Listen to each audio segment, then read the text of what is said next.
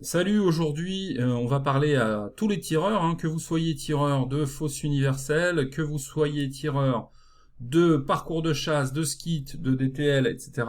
Peu importe. Aujourd'hui, je vais vous donner des astuces par rapport au mental. Donc c'est un volet très très important de la réussite au tir, le mental. Je vais vous expliquer dans cette vidéo les erreurs que l'on fait très souvent par rapport au mental et par rapport aux plateaux qui sont ratés.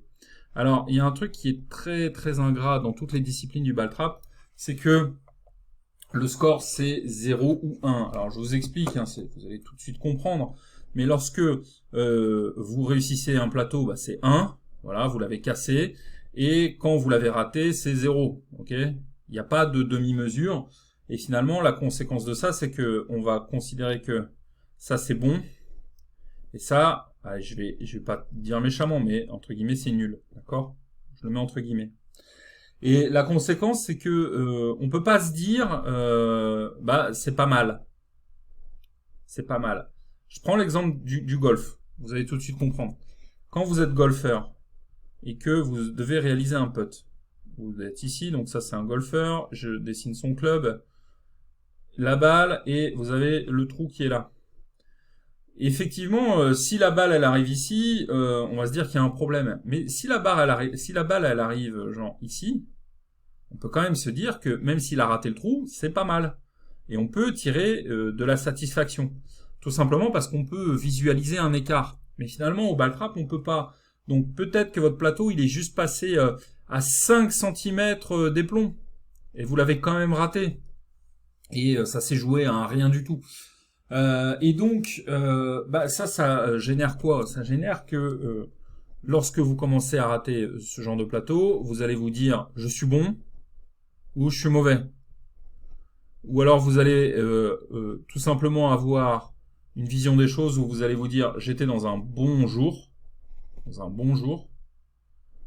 voilà, ou j'étais dans un mauvais jour. Et le fait de se dire qu'on est dans un bon jour ou dans un mauvais jour, c'est pas une attitude qui va vous faire progresser parce que vous n'êtes pas en train d'analyser les choses. Vous n'êtes pas en train de vous dire pourquoi est-ce que vous étiez bon ou pourquoi est-ce que vous avez raté. Donc voilà déjà une difficulté qu'on a. Et l'autre problème qu'on va avoir par rapport à cette difficulté, c'est qu'on est trop orienté score. On est trop orienté score, c'est-à-dire on peut se dire j'ai fait 22 sur 25. Non, pas 25. J'ai fait 22 sur 25, j'ai bien tiré. Et puis on va se dire, oulala, j'ai fait 16 sur 25, c'était pas terrible. Mais on va pas au-delà. Et le problème de vouloir être orienté sur le score, c'est que finalement, on prend pas les choses en main pour progresser. C'est intéressant quand on a 16 sur 25 de se dire, mais pourquoi? Et c'est ça la vraie question, c'est pourquoi est-ce que j'ai raté un plateau? Donc, les conseils que moi je vous donne, c'est que 1, il faut pas être orienté score. Il faut pas se dire aujourd'hui je vais faire 25 sur 25. Il faut se dire qu'il faut être orienté qualité de tir, processus. Process. Ça veut dire quoi? Ça veut dire que lorsque vous allez au stand, vous allez tout simplement vous dire aujourd'hui je vais veiller à respecter mes routines de tir. Voilà. Ma routine de préparation de tir aujourd'hui, mon objectif c'est pas de faire 25 sur 25, c'est d'assurer que ma routine à chaque fois elle est bonne. Ou alors vous allez vous dire aujourd'hui mon objectif c'est de m'assurer que ma position de pied elle sera toujours bonne. Et quel que soit mon score, si à la fin de la journée j'ai bien respecté ma position de pied, je serai content. Vous pouvez également vous dire aujourd'hui mon objectif c'est de casser 10 chandelles au pic. Donc voilà, vous savez que vous devez progresser sur les chandelles. Donc vous allez en tirer 10 de suite et vous allez vous dire voilà, mon objectif aujourd'hui c'est de casser 10 chandelles au pic en ayant toujours le respect de ma routine, etc., etc. Donc on n'est pas du tout orienté score, on est orienté process. Et ça permet de progresser. Finalement, quand on est orienté score, on sort pas de la dichotomie bon ou mauvais. Donc ça, c'est le premier conseil. Le deuxième conseil, c'est que quand vous ratez, il faut vous poser en fait des questions. Il faut vous poser des questions et il faut pas tomber dans un truc où on va se juger. Vous avez déjà vu, par exemple, ces gens qui font du tennis et puis ils ratent un coup droit puis ils font ah là quel nul et tout. Et en fait, ça me rappelle même une vidéo. Alors c'est une vieille vidéo. On voyait, c'était dans un bêtisier. On voyait PPDA, Patrick Poivre d'Arvor, qui est joueur de tennis à 16 heures. et qui participait au Roland-Garros des célébrités.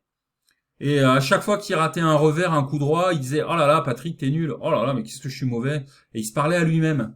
Et bah ça effectivement quand on commence à se parler à soi-même et à dire qu'on est nul, qu'on n'est pas bon, on crée de la tension. Donc on n'est pas du tout en train de résoudre le problème, hein. On est juste en train selon moi de l'aggraver. Donc il faut pas faire ce que PPDA faisait. Il faut pas se dire oh là là qu'est-ce que je suis nul d'avoir raté un rentrant ou un fuyant qui avait l'air facile. Il faut simplement se poser des questions en se disant est-ce que ma routine elle était respectée?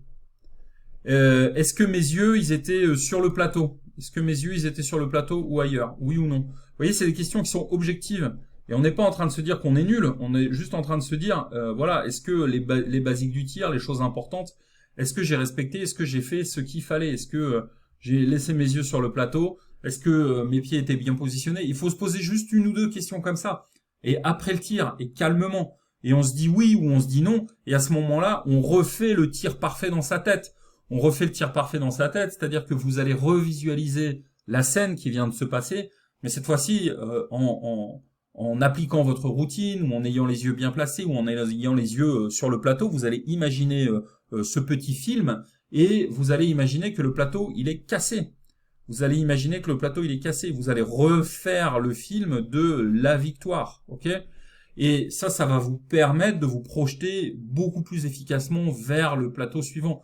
C'est beaucoup plus intelligent de travailler comme ça. Se dire, oh là là, je suis nul, je suis pas dans un bon jour, vraiment, aujourd'hui il pleut, voilà, j'ai mal dormi, bref, ça n'apporte rien. Alors que de se dire, j'ai raté ce plateau, mais est-ce que j'ai respecté les bases? Est-ce que j'ai bien regardé et revisualisé la scène qui vient... Ah, décidément, j'ai un souci de stylo. Revisualiser la scène qui vient de se passer, c'est un bien meilleur conseil. C'est quelque chose qui va vous permettre de mettre en place du progrès. Donc, n'oubliez pas de faire ceci lorsque vous passez au stand. À chaque plateau raté, posez-vous des questions qui sont des questions neutres, objectives, simples. Ne rentrez pas dans un truc où vous êtes en train de surintellectualiser le truc. Il faut surtout pas se poser des questions comme celle-ci pendant le tir, hein. Si c'est pendant que vous êtes en train de tirer que vous vous posez ce genre de questions, c'est mort. Vous allez réfléchir au tir au lieu d'être dans le tir instinctif, c'est la pire des erreurs. Mais juste après avoir raté le plateau, vous posez 2 ou 3 questions, vous refaites le film dans votre tête du tir parfait. C'est une bien meilleure stratégie en termes de gestion de stress, en termes de gestion de la tension, que juste de se dire, oh là là, aujourd'hui il y a du vent, ou que de juste se dire, oh là là, qu'est-ce que je suis nul, vraiment, je progresse pas. Vous mettez en place des analyses objectives de cette façon. Et même, ça vous donne une information qui est précieuse. C'est que ça vous donne l'information lorsque vous allez rentrer chez vous et que vous allez réfléchir à votre session de tir. Vous allez pouvoir vous dire, ah bah oui, effectivement, j'ai pas été bon sur ma routine. Ah bah oui, effectivement, j'ai pas été bon aujourd'hui sur mon placement de pied. Et ça vous donne quoi? Bah ça vous donne des axes de progrès. Ça vous donne des idées de ce que vous devez travailler et ça peut vous donner des objectifs pour votre session de tir de la semaine prochaine. Si vous vous rendez compte avec un peu de recul que vous n'avez pas été bon parce que vous n'avez pas suivi votre routine de tir et vous étiez pas du tout concentré et vous n'avez pas appliqué vos petites habitudes qui vous permettent de vous vider l'esprit, un peu comme un joueur de foot qui va tirer son penalty, il va se vider l'esprit avant de le tirer. Si vous n'avez pas suivi vos petites routines de tir, bah, mettez-vous comme axe de progrès pour la semaine suivante, comme objectif de tir, de respecter vos routines de tir quoi qu'il arrive. Et comme ça, vous arriverez au stand la semaine suivante en vous disant, bon, aujourd'hui, quel que soit le score, je serai content si je suis mes routines. Et peu importe si je fais 18 ou 19, je m'en fiche. Ce qui compte, c'est de suivre les routines. Et c'est une bien meilleure démarche de progrès. Et ça permet de gérer la pression si vous êtes en tournoi de façon beaucoup plus efficace. Hein, quand on est au stand, la pression, c'est facile. Hein. Je veux dire, il n'y a pas d'enjeu, on est avec les copains, on rigole, c'est pour le fun, c'est pour s'amuser. Mais le jour où vous êtes en compétition, le jour où il y a un tournoi, un concours de ball trap auquel vous participez, si vous commencez à vous dire oh là là je suis nul, qu'est-ce que je tire mal aujourd'hui, je veux dire voilà votre concours il est fichu. Alors que si vous vous dites simplement après chaque tir je reste calme, je reste concentré sur mes routines, vous augmentez vraiment beaucoup plus vos chances de succès et en tout cas vous allez beaucoup mieux résister à la pression Et peut-être que vous n'allez pas gagner, c'est pas ça que je suis en train de vous dire. Mais au moins, vous prendrez du plaisir. Au moins, vous prendrez du plaisir et vous serez pas dans un état de stress abominable parce que, voilà, vous n'avez pas fini dans le top 20 du concours auquel vous avez participé. Voilà, en tout cas, j'espère que ces conseils vous aideront à mieux gérer les échecs au ball trap, hein, que vous soyez tireur de parcours, tireur de fosse. N'oubliez pas de télécharger votre formation offerte gratuite. C'est les 3 secrets du tir.